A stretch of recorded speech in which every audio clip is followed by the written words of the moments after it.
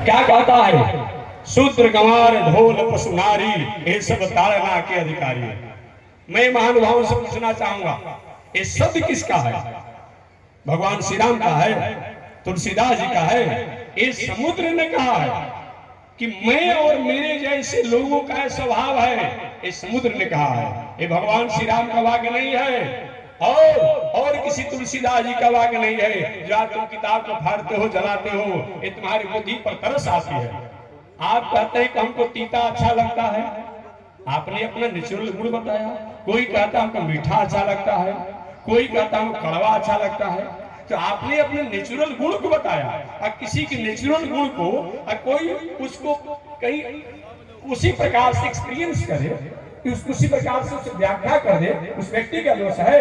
ये समुद्र ने कहा है कि हम और हमारे जैसों का क्या स्वभाव है? शूद्र गंवार ढोल पशु नारी ये सब ताड़ना के अधिकार। और इसकी व्याख्या नहीं समझने के कारण, अर्थ नहीं समझने के कारण समाज में बहुत बड़ा तांडव फैला हुआ है। लेकिन मैं अल्प समय में इसकी निवेदन करूं भाषा का क्या अर्थ है। एक तो आपको जानना चाहिए कि शूद्र, गंवार, ढोल, पशु और नारी, ये पांचों के साथ ताड़ना क्रिया का प्रयोग किया गया है। याद रखिएगा, हमारा भारतीय दर्शन, हमारा वैदिक दर्शन जो है केवल शब्दों के द्वारा अर्थ नहीं किया जाता है। जैसा प्रकरण होता है उस प्रकरण के अनुसार उसका अर्थ किया जाता है, केवल शब्दों द्वारा अर्थ नहीं किया जाता है। देखेंगे विवाह के अवसर पर वही राम जी का गीत गाया जाता है। किसी का शव जा रहा हो तो ही रमऊ हो रमऊ, राम शब्द का रूप ही है, वही कहा जाता है। इसलिए एक ही शब्द जो है लेकिन अलग अलग प्रकरण से उसका अर्थ किया जाता है। विवाह और तिलक के अवसर पर सैकड़ों गाली सुनना पड़ता है। आज तक कभी आपने सुना किसी न्यायाधीश जी या किसी थाना अध्यक्ष ने किसी का केस रिपोर्ट किया हो? महाराज ने तिलक में गया था, विवाह में गया था और हमको सैकड़ों गाली दिया गया? कभी आपने सुना? नहीं सुना। और वहीं के रास्ते में जा रहे हैं, किसी का खेत का बात हो, आरी की बात हो, थोड़ा सा इधर उधर हो जाता है, तुम काम होने पर केस हो जाता है और न्यायाधीश और प्रशासन भी उसको लाइक करती है, उसको रिपोर्ट करती है। तो हमारे यहाँ प्रकरण के अनुसार शब्दों का अर्थ किया जाता है, क्योंकि विवाह में सैकड़ों गालियां दी जाती है, लेकिन होता है कि नहीं, ये रस्म है, ये रस्म है, ये किसी के प्रति उदासी की भावना से नहीं किया जा रहा है। कहीं रास्ते में जा रहे, खेत का विवाद हो, जमीन का विवाद हो, एक किसी की भावना को, किसी को हड़पने की नियत है, वहां पर क्या होता है? वहां केस हो जाता है। तो हमारा भारतीय दर्शन जो है ये प्रकरण के अनुसार अर्थ होता है, केवल शब्दों के अनुसार अर्थ नहीं होता है। यहाँ शूद्र, गंवार, ढोल, पशु, नारी, ये पांचों के साथ ताड़ना शब्द का प्रयोग किया गया है। ताड़ना कहते किसे हैं? आप ही जानते हैं। कभी कभी कोई बात हो कि मैं आपको ताड़ गया, ताड़ गया माने पहचान गया, समझ गया, जान गया। ताड़ना माने होता है अलग अलग अर्थों में। सबसे प्रथम शूद्र के साथ ताड़ना शब्द आया है। तो शूद्र कहते किसे है? यहाँ किसी जाति से कोई मतलब नहीं है, यहाँ कोई जाति से कोई मतलब नहीं है। शूद्र शब्द से क्या मतलब है? जो सद असद का विवेचन नहीं करते हुए और मनमाने ढंग से गलत मार्गों में लगा हुआ, जिनका आचरण, रहन सहन, उठन बैठन, बोल चाल गलत मार्गों में लगा हुआ हो, चाहे वह ब्राह्मण हो या क्षत्रिय हो या वैश्य हो या दास हो, कोई भी व्यक्ति को शूद्र कहा जाता है। ऐसे लोग भी किसी कारण से अगर अपने मार्गों से भटक गए हैं, आचरण से भटक गए हैं, व्यवहार से भटक गए हैं, वो भी त्याग के अधिकारी नहीं हैं। उनको सत ज्ञान, उनको सत प्रेरणा के अधिकारी हैं। इसलिए तो वाल्मीकि जी भले हैं जो कुछ हो, ब्राह्मण होने के बाद भी उनका जीवन एक अलग हो गया था। सप्तऋषियों ने उनको सत प्रेरणा दे करके और सत्पथ पर लगाया। ताड़ना माने सत्य प्रेरणा, सत्य ज्ञान, न कि पिटने के अर्थ में इस शूद्र के साथ प्रयोग किया गया है। और शूद्र माने कोई जाति नहीं, जो भी मार्ग से, आचरण से, कर्म से, रहन सहन से, उठन बैठन से गिरा हुआ व्यक्ति है, उसी को शूद्र कहा जाता है। कहा किसी की विवाद की बात है? गंवार किसे कहा जाता है? जानता कुछ नहीं हो, हर जगह अपनी बात रख देता हो, उस व्यक्ति को भी गंवार के साथ ताड़ना शब्द आया है। यहाँ माने वास्तविकता, वहां ताड़ना जो है वास्तविकता, अर्थात गंवार व्यक्ति जो यथार्थ नहीं जानता हो, उसको यथार्थ जनाने का अधिकारी है, वो पिटने का अधिकारी नहीं है। शूद्र गंवार ढोल। अब बताइए, ढोल के साथ अगर ताना माने पिटना करेंगे तो गांव का सबसे बड़ा पहलवान कोई आदमी हो, डंडा दे दीजिए और पिटने को कहिए, तो अच्छे से तबला बजाने वाले, नाल बजाने को ढूंढने की क्या हो सकता है?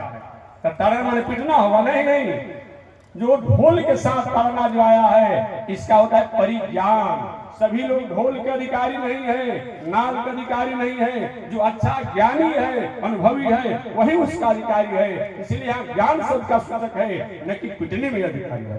तो शूद्र गंवार ढोल, पशु के साथ भी ताना शब्द आया है। अब पशु खरीद के लाइए हजारों हजारों रुपया का, डंडा से पिटिए, यही बताया गया है। नहीं, उसके साथ है निरीक्षण।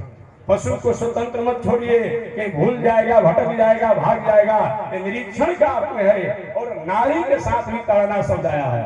जो तुलसीदास इस नारी के उपदेश से आज इतने बड़े संत बन गए, भला स्त्री को पिटने की बात करेंगे तो नारी के साथ जो ताड़ना है यहाँ अनुशासन, संरक्षण। नारी कितनी भी पढ़ी लिखी हो लेकिन स्वतंत्र उसको मत छोड़िए, न तो कहीं न कहीं भटकाव आने की संभावना हो सकती है।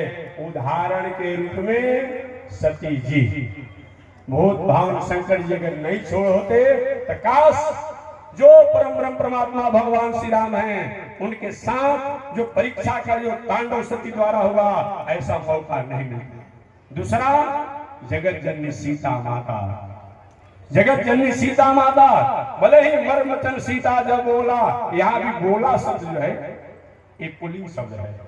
मर्मचन सीता जब बोला, अजी बोला शब्द का प्रयोग किया गया, क्या स्त्रीलिंग पुल्लिंग का ज्ञान नहीं था क्या वहां पर? नहीं नहीं, यहाँ बोला शब्द क्यों किया गया है? सीता जी नहीं बोल रही है, ये सीता जी का पाप बोल रहा है, और पाप पुल्लिंग होता है, इसलिए मरम वचन सीता जब बोला। केवल इतना ही मानस में लिखा हुआ है। लेकिन कौन ऐसा मरम वचन होगा जो लक्ष्मण जैसा ज्ञानी भी, एक तपस्वी जोगी भी हृदय उनका डोल गया। सीता ने कहा, लक्ष्मण, एक सौतेला जो है जंगल में भेज दिया और एक सौतेला तुम हो, न खाते हो, न पीते हो, न सोते हो, हमेशा जगे रहते हो। याद रखो, अगर मेरे स्वामी मेरे राम कहीं राक्षस द्वारा मारे जाएंगे तो उनके मरने की सूचना सुनने के बाद मैं अपने से जीवन लीला को समाप्त कर दूंगा, तुम मेरे हाथों को नहीं पकड़ सकते हो। यह ऐसी मरम वचन को जब लक्ष्मण सुने उनका हृदय विदीर्ण होगा। रे जो मैं सपने में जो बात नहीं सोचता ये सीता जी की, वही सीता जी ने परम वचनों को सुनकर के लक्ष्मण जी अलग हुए। क्या परिणाम हुआ आप देख लीजिए। तो कितना भी पढ़ी लिखी विदुषी नारी हो, लेकिन वह स्वच्छंद और स्वतंत्र का अधिकार नहीं है। नीतिकारों ने कहा है, जब तक विवाह नहीं हुआ है माताओं को अपने भाई, अपने चाचा, अपने बाबा के संरक्षण में रहना चाहिए। विवाह होने के बाद अपने पति, अपने देवर, अपने भसुर, अपने ससुर के संरक्षण में रहना चाहिए। और जब वृद्ध हो जाए तो अपने बेटा, अपने दामाद, अपने नाती के संरक्षण में रहना चाहिए। कभी भी स्वच्छंद और स्वतंत्र होकर के नहीं रहना चाहिए। यहाँ कहाँ किसी का अपमान है? तो ताना अलग अलग प्रसंगों में है, जो जैसा शब्द है उसके साथ वैसा क्रिया शब्द का प्रयोग किया जाएगा। तो मैं निवेदन करना चाह रहा था कि धर्म के जो 8 खंभे हैं, यज्ञ, अध्ययन, दान, तप, धृति, क्षमा। क्षमा सोमती उस भुजंग को जिसके पास गरल हो। क्षमा तो होना ही चाहिए, लेकिन अगर हमारी क्षमा का मिसयूज कोई करता है, दुरुपयोग करता है, तो वहां तो खड़ा होना चाहिए। यदि खल दंड करहु नहीं तोरा तो भ्रष्ट हो स्मृति मार्ग, ये बताया गया है। इसलिए क्षमा होना चाहिए, लेकिन इस क्षमा द्वारा समाज का, राष्ट्र का, संस्कृति का, प्राणियों का मंगल होता हो, वो तो क्षमा होना चाहिए। तो धर्म के 8 खंभे यज्ञ, अध्ययन, दान, तप, धृति, क्षमा और संतोष। संतोष में जीवन होना चाहिए। जहां ले चलोगे वहीं मैं चलूंगा, जैसे रखो नाथ वैसे रहूंगा। हमेशा मुस्कुराते रहिए। जो भी आपके पास है हमेशा परमात्मा को धन्यवाद दिए, प्रभु आपने जो दिया है ये बहुत दिया है। ऐसे हमेशा संतोष में रहना चाहिए। ये धार्मिक व्यक्ति की पहचान है। और 8वां क्या है? अलोभ। ये धर्म का 8वां खंभा क्या है? अलोभ है। अलोभ माने गलत तरीका से धन संपत्ति कमाने की कोशिश नहीं करना। अनीति के वृक्ष पर पाप का फल के सुख का स्वाद बहुत दिनों तक अच्छा नहीं होगा। कुछ दिनों के लिए तो हो सकता है चहल पहल और हरा भरा हो सकते हैं, लेकिन इसका रिवेट और रिटर्निंग जो होगा अच्छा नहीं होगा। ऐसे कि धर्म के 8 स्तंभों का सहारा लेकर के अगर हम जीवन जीते हैं तो धर्म एवं हतो हंति धर्म रक्षति रक्षित। ऐसे व्यक्ति जो धर्म को धारण करता है वह रक्षित है, और धर्म को जो त्याग करता है तो धर्म का त्याग नहीं होगा बल्कि उस व्यक्ति का समूल समापन हो जाता है। अतः हमें धर्म को निश्चित रूप में, हमारे जीवन का धर्म वह एक आर्टिकल है जिसको धारण करने से, जिसको अपनाने से हमारा मन, हमारा बुद्धि, हमारा चित्त, हमारा दिल, हमारा दिमाग, हमारा जो आहार, व्यवहार, स्वभाव और संगत में किसी प्रकार का दोष हो, किसी प्रकार के त्रुटियां हो, किसी प्रकार की खामियां हो, वो हमेशा हमेशा के लिए दूर हो जाए और अच्छे मार्गों पर चलने का प्रेरणा प्राप्त हो, उसी का नाम धर्म है। बस इसी शब्दों के